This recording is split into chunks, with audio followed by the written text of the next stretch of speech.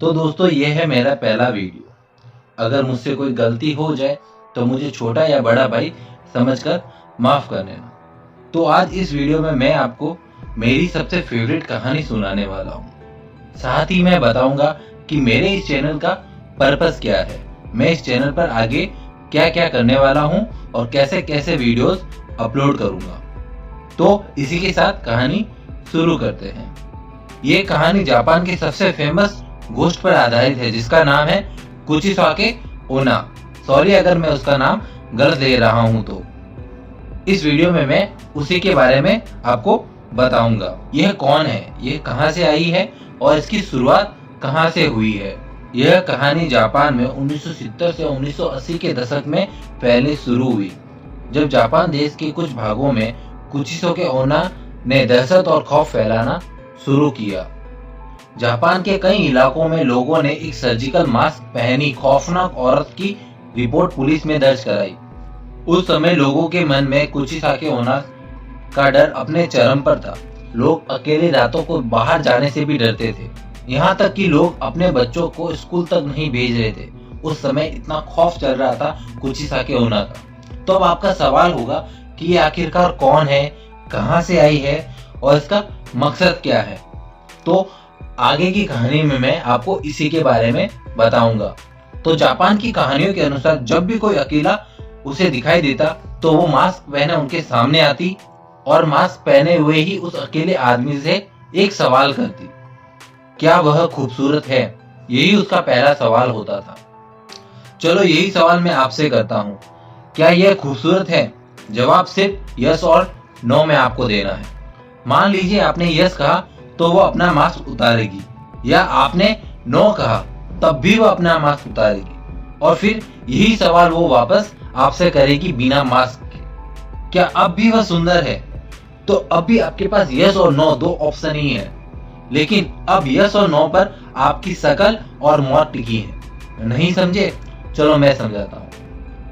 अब अगर आपने यस कहा तो वह अपने हाथ में जो कैंची है उससे आपका चेहरा काटेगी और बिल्कुल अपनी तरह बना देगी, और अगर आपने नो कहा तो वो आपको इस दुनिया से रवाना कर देगी, मतलब कि मार देगी। लेकिन कुछ लोगों ने तीसरा रास्ता चुना, भागने का।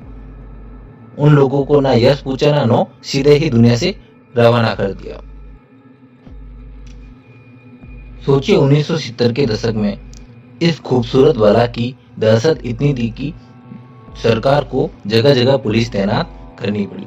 चलो अब मैं आपको एक मजेदार बात बताता हूँ।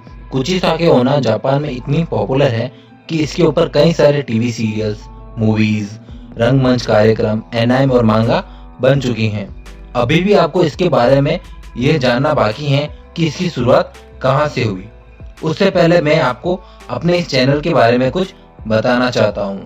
तो सिर्फ हॉरर चैनल पर आपको सिर्फ हॉरर से रिलेटेड ही कंटेंट मिलेगा, जिसमें मैं आपका होस्ट दुनिया भर की हॉरर जगहों और उनकी कहानियों के बारे में आपको सुनाऊंगा।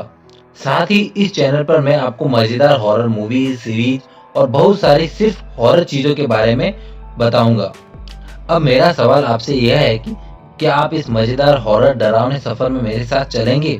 अगर आपका जवाब यस है तो स्क्रीन के नीचे जो सब्सक्राइब बटन है उसे दबाकर आ जाओ मेरी पार्टी में, और अगर आपका जवाब नो है तो कोई बात नहीं। चलिए अब कुचिसाके ओना की आगे की कहानी शुरू करते हैं। इसकी शुरुआत आज से 1200 वर्ष पहले हुई थी। जापान के एक गांव में एक बहुत ही सुंदर महिला रहा करती थी, जिसे अपनी खूबसूरती पर हद से ज्यादा घमंड था, और यह अपने पति जो कि एक महान योद्धा और समुराय था उसके साथ रहा करती थी। युद्ध के कारण इसका पति ज्यादातर बाहर ही रहा करता था। एक बार वह युद्ध से वापस घर आया, तभी उसने अपनी पत्नी को किसी अन्य पुरुष के साथ बिना कपड़ों के देखा। समुराय को यह देखते ही बहुत गुस्सा आया और उसने अपनी तलवार निकाली और अपनी पत्नी के चेहरे पर वार कर दिया, जिससे उसकी पत्नी का चेहरा आधा कट गया। जिससे वह मरी तो नहीं, लेकिन उसका चेहरा पूरी तरह कट गया और लहूलुहान हो गया। मैं भी देखता हूँ अब तुम्हें कौन सुंदर कहेगा। ये बोलकर समुराय हमेशा के लिए अपना घर और गांव छोड़कर चला गया। पति की तलवार से उसके चेहरे पर एक गहरा घाव बन गया जो औरत पहले सबसे खूबसूरत कहलाया करती थी, अब लोग उसकी डरावनी हंसी देखकर ही डर जाते हैं। और यह सब सहते हुए एक दिन कुचिसाकी ओना ने एक कैंची ली और अपनी जान ले ली। तो यही है कुचिसाकी ओना की पूरी कहानी। देखिए, ये कहानी मेरी फेवरेट जरूर है, पर इस कहानी में बहुत सारी गलतियां हैं। चलो मैं आपको समझाता हूँ। जो मुझे गलतियां लगी वो मैं आपको बताऊंगा। आप इन्हें माने या ना माने वो बिल्कुल आपकी चॉइस है। तो सबसे पहली गलती तो यह है कि आज से 1200 साल पहले ऐसी कैंचियां नहीं हुआ करती थी। आप सभी ने बहुत सी स्टोरीज देखी होंगी जिनमें भूत वगैरह जो भी हैं वो अपना अपना हथियार हमेशा अपने साथ रखते हैं, जो उन्होंने आखिरी समय अपने पास रखा हो। चलो मैं आपको ये चीज समझाता हूँ। मान लीजिए 1930 के समय का कोई अंग्रेजी ऑफिसर भूत बनता है, तो उसके पास उस समय की गन या तलवार होगी। ऐसा तो नहीं है कि वो AWM या फिर AK-47 लेके अपने शिकार को मारेगा। गलती नंबर 2, ऐसे सर्जिकल मास्क उस समय नहीं हुआ करते थे। उस समय का कोई भूत है तो वो उस समय की कोई चीज यूज करेगा, जैसे कि कोई कपड़ा या कोई भी वस्त्र हो सकता है। तीसरी गलती ये है कि लोग कहते हैं कि ये छोटे बच्चों को ज्यादा मारती है, लेकिन 1200 साल पुरानी कहानियों में बच्चों का कहीं जिक्र नहीं है।